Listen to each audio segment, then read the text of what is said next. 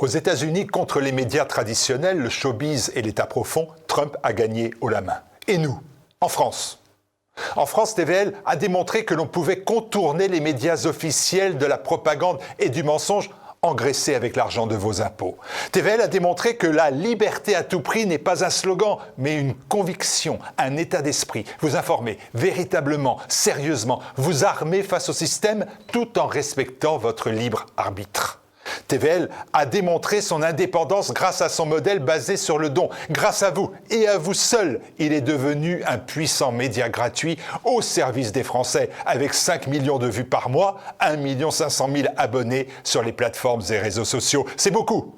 Et ce n'est pas assez encore. En 2025, TVL va innover, s'adresser à de nouveaux publics. On se prépare à surprendre, à renouveler, à avoir de l'ambition, à faire toujours preuve d'audace. Et nous, en France, eh bien voilà la réponse. TVL prépare la chute de l'ancien monde médiatique. Alors aidez-nous à le faire vite et fort. Rejoignez par un simple don la communauté des amis de TVL, les amis de la liberté à tout prix.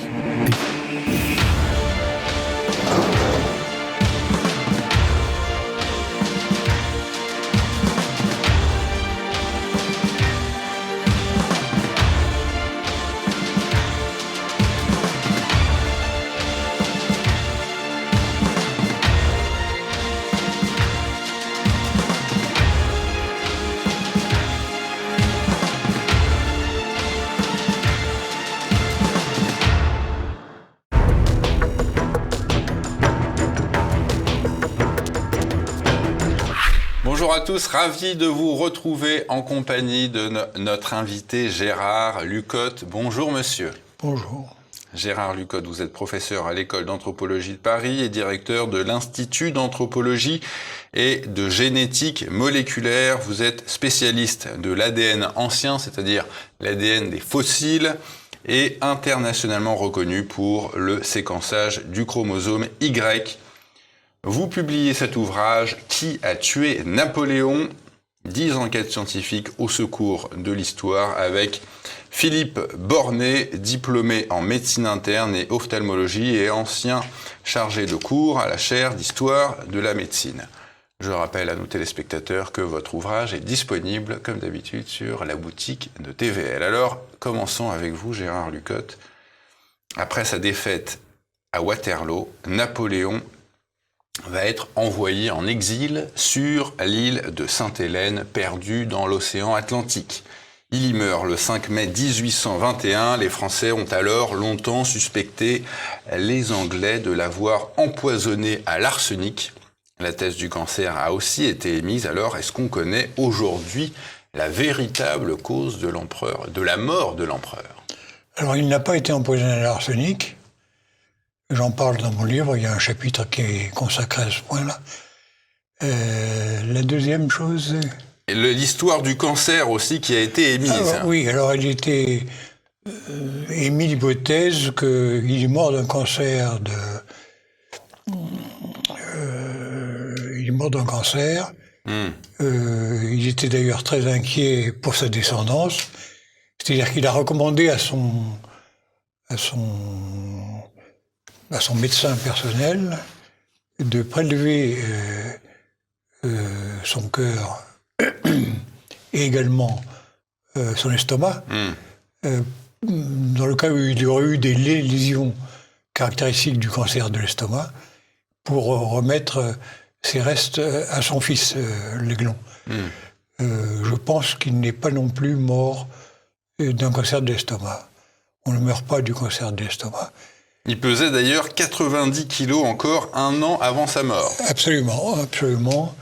Donc la cause de sa mort est autre, et je laisse au lecteur le soin de découvrir. C'est l'avant-dernier chapitre de mon livre, de notre livre, la cause réelle de sa mort. Oui. Alors on a accusé d'ailleurs aussi un certain Montholon ou Charles X de l'avoir tué.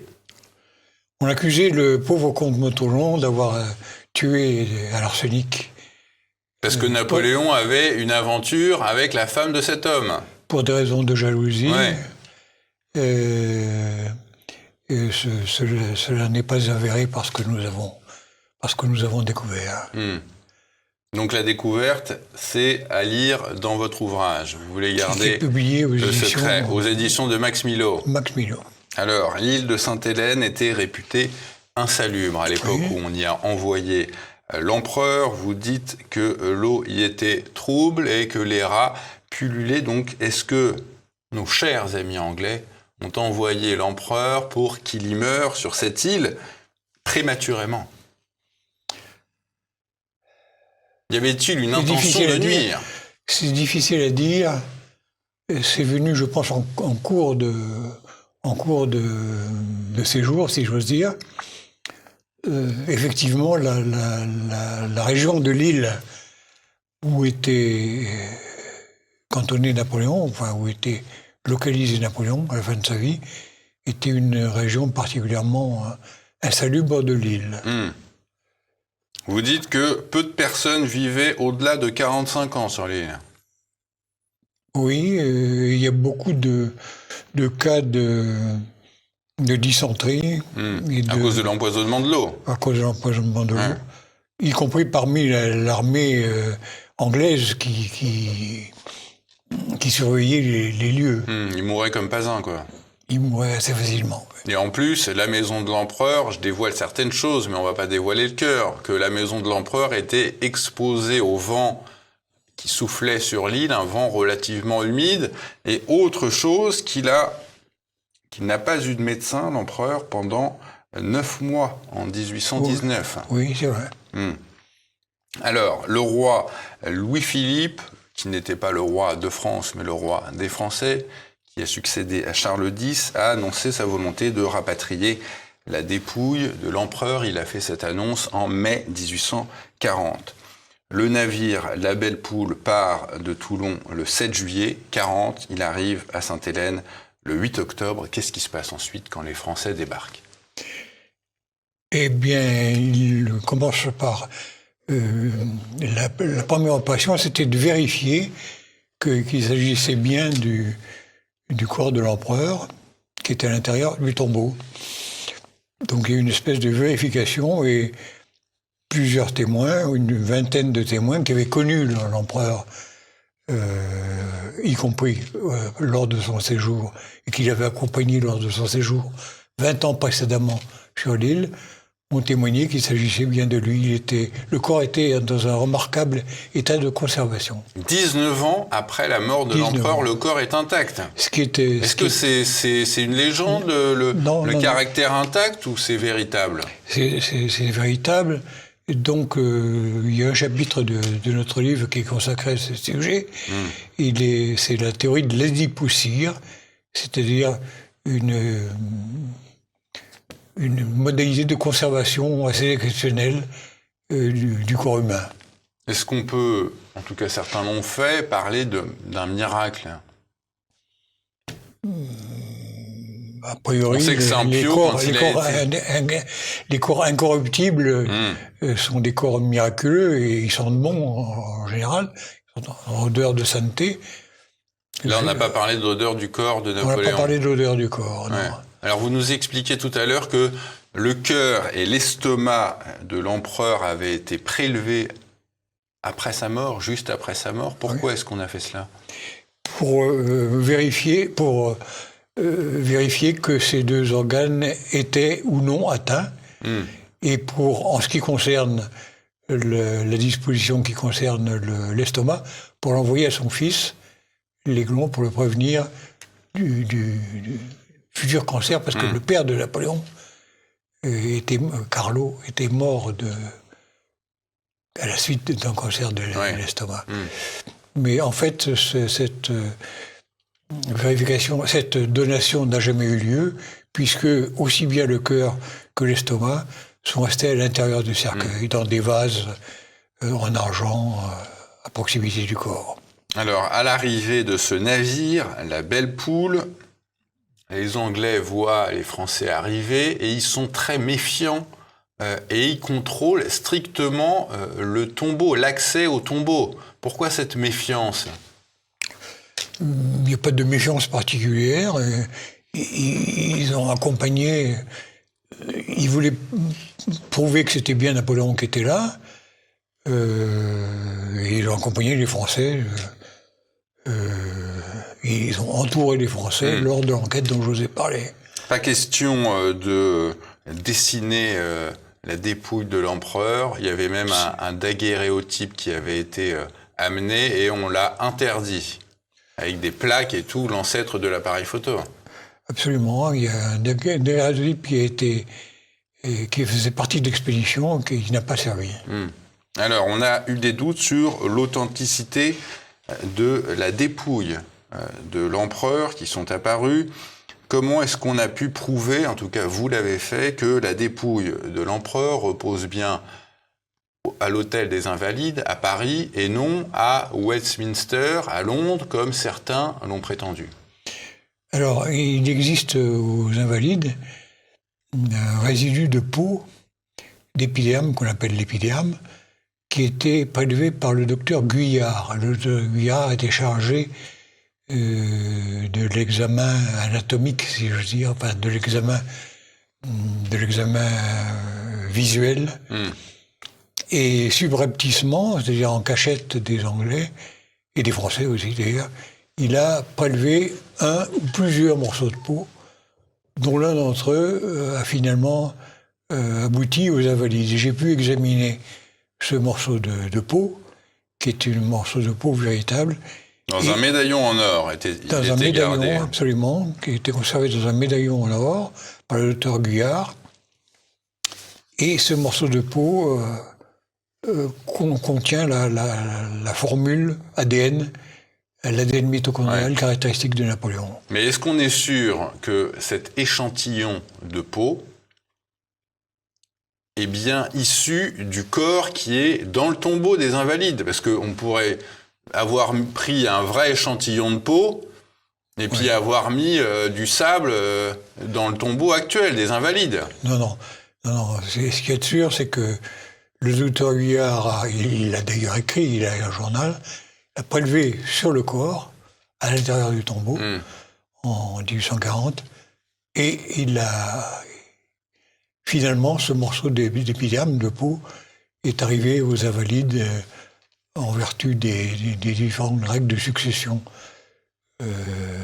Donc il n'y a pas de raison de douter de l'authenticité de ce morceau de peau. Vous ne voulez pas douter de l'honnêteté de nos amis anglais? Parce qu'il est question dans votre ouvrage, alors c'est un petit peu une théorie du complot, il y a quelqu'un qui fait visiter l'hôtel, la cathédrale de Westminster, et qui dit « Sous tes pieds, il y a le corps de Napoléon ». Oui. Alors racontez-nous un petit peu cette histoire. Qui sont ces deux protagonistes qui se promènent dans Westminster? L'un dit à l'autre, le corps de Napoléon est là-dessous.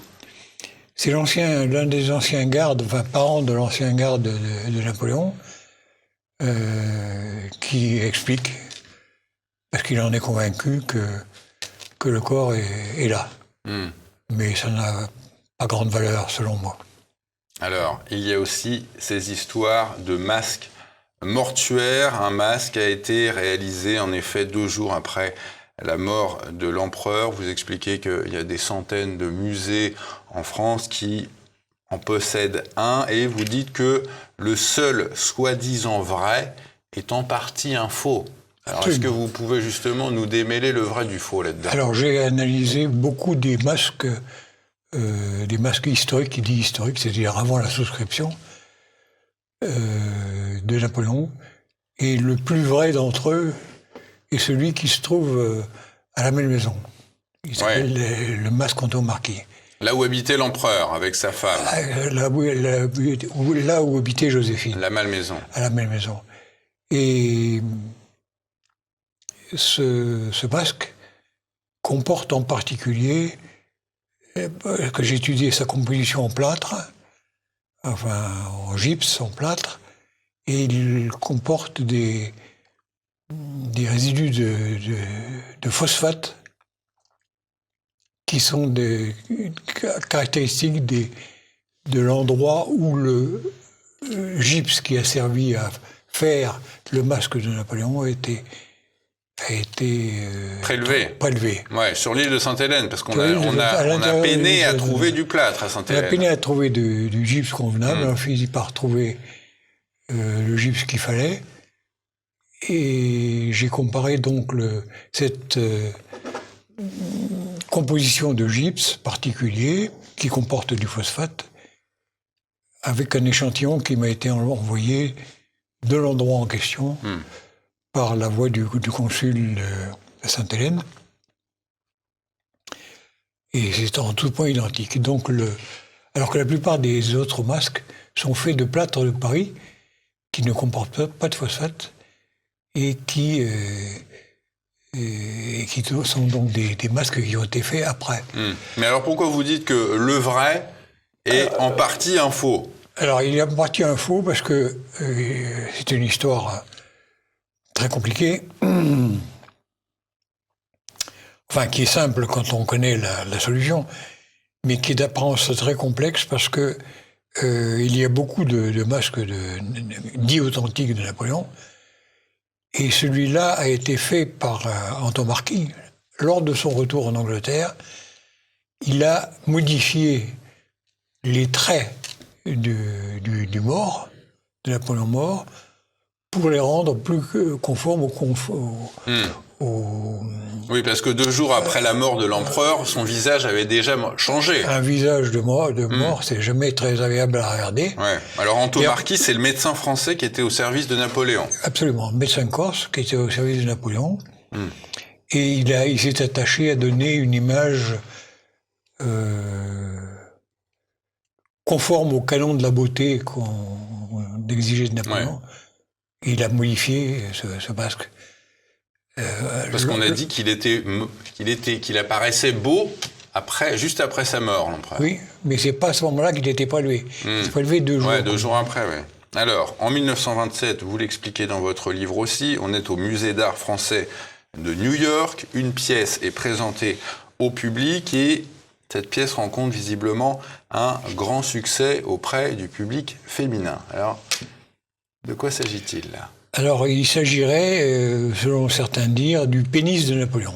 Rien de moins. Nous y voilà. Et ce pénis de petite taille, donc c'est une façon de dévaloriser l'empereur. Alors, j'ai eu accès à ce soi-disant pénis, je l'ai analysé, et j'ai publié, je fais un article scientifique exprès là-dessus. Il y a un chapitre de mon livre qui lui est consacré. En fait, il s'agit non pas d'un échantillon de pénis, mais plutôt d'un échantillon de cartilage ou de tendon. On parle aussi d'un morceau de côte qui aurait été... Non, alors, c'est de l'os ou c'est du... Pas osseux, non, c'est pas osseux. Okay. Il y a du phosphate de calcium dedans qui est caractéristique de l'os, mais c'est plutôt du cartilage que de l'os. Ouais. Et d'autre part, ce reste est bien un reste de Napoléon, authentifié par l'ADN. Donc c'est une légende de plus qu'il ne faut pas retenir. Ouais. Légende qui a été émise pour, à mon sens, de façon péjorative vis-à-vis de l'empereur, qui touchait à sa virilité. Alors on a pu aussi douter de la nationalité de l'empereur. Était-il bien français ? D'abord, comment lui-même se définissait-il ? Il connaissait parfaitement ses ascendants paternels et maternels. Il savait que ses ascendants paternels venaient de la ville de Sarzane, qui est une petite ville en Italie. Donc ses racines étaient paternelles relativement proches, étaient italiennes. Toscane, exactement. Toscane, absolument. Et à plus longue échéance, à plus long terme, ces racines sont orientales, c'est-à-dire ça vient du Moyen-Orient. Tout au moins pour ce qui concerne ses ascendants paternels. Ça explique un petit peu la fascination qu'il avait pour l'Orient, et la sympathie qu'il avait pour l'Orient et pour les Arabes d'une façon générale. Alors, ça pourrait attrister nos amis corses. Pourquoi reniait-il la Corse ? Vous dites, il se veut français d'origine toscane, mais renie la Corse. Il dit je me trouve plus champenois que corse. Je ne sais pas s'il dit ça. Parce qu'il avait été élevé à l'école de Brienne, et donc il se disait, la Corse, finalement, c'est derrière moi, je suis plus du continent en réalité. Son père avait réussi à obtenir une bourse de Louis XVI, et effectivement, il était français de ce côté-là, c'est-à-dire que le pays qui avait financé son éducation était la France. Alors, étant corse, né en Corse, de parents corses, on peut imaginer un Napoléon avec des cheveux noirs, des yeux noirs, un teint plutôt mat. Qu'en est-il en réalité? Est-ce que ce portrait intuitif correspond à la réalité historique? Non, il ne correspond absolument pas à la réalité historique. J'ai pu déterminer, d'après l'ADN, d'après certaines caractéristiques de l'ADN, que les cheveux étaient roux et non bruns, le teint était pâle, le teint de la peau était pâle, et les yeux étaient clairs, bleu clair. Ouais. Ça ne correspond pas du tout à l'image qu'on se fait du Corse basané, au teint mat et aux yeux sombres. Il y a d'ailleurs à Fontainebleau un portrait fait par Gérard, le peintre Gérard, qui le représente ainsi, c'est-à-dire avec des reflets roux, des yeux clairs et un teint pâle. Et selon la conservatrice de ce musée, il s'agit d'un portrait qui a été fait sur nature, d'après nature, ce qui est rare pour les représentations de Napoléon, qui n'avait pas le temps de se prêter aux poses des peintres. Là, il a fait une exception. Aujourd'hui, combien y a-t-il, Gérard Lucotte, de descendants officiels de Napoléon, qui est le prétendant, si on devait rétablir un empire napoléonien, qui serait le prétendant officiel? Alors, le prétendant officiel, c'est celui qui descend du frère de Napoléon, qui s'appelle le prince Jérôme, et qui s'appelle Christophe. Ouais. C'est lui le prétendant. D'accord. Et alors, il existe un autre descendant de Napoléon qui s'appelle Mike Clovis. Alors, Mike Clovis, lui, descend à 7 générations d'un autre frère de Napoléon qui s'appelle Lucien. Oui. Donc Lucien, lui, il était le frère cadet de Napoléon, président du Conseil des 500. C'est lui donc qui dirige ce conseil le jour du 18 Brumaire, où on tente d'assassiner Napoléon et où Napoléon prend le pouvoir. Je crois d'ailleurs que c'était même pas le 18, il y a eu une erreur, c'était plutôt le 19, enfin bon bref. Mais il y a eu une histoire comme ça de tentative d'assassinat. Eh bien, lui, c'est un homme politique de la plus haute importance, qui s'est exilé aux États-Unis, qui s'est brouillé avec son frère. Et donc, j'ai pu analyser le descendant, Mike Clovis. Et pourquoi vous êtes-vous à ce point intéressé au mystère, au pluriel, qui entoure Napoléon? C'est une longue histoire. Enfin, c'est toujours l'affaire de circonstances. C'est-à-dire que j'ai été invité, il y a une quinzaine d'années, à une réunion des descendants de Napoléon, au sujet justement de la substitution du corps. Et là, j'ai rencontré tout l'aréopage des descendants de Napoléon, c'est-à-dire la princesse Catherine et le prince Louis, qui m'ont convaincu de travailler sur Napoléon, qui ont fait tout pour me donner des restes authentiques de Napoléon et de ses descendants et apparentés. Et que vous avez travaillé dans votre laboratoire. Voilà, pendant une quinzaine d'années. C'est en tout cas le travail que vous avez réuni dans votre ouvrage « Qui a tué Napoléon ?» avec Philippe Bornet, 10 enquêtes scientifiques au secours de l'histoire à retrouver sur la boutique de TV Liberté. Excellent ouvrage. Merci à vous, monsieur.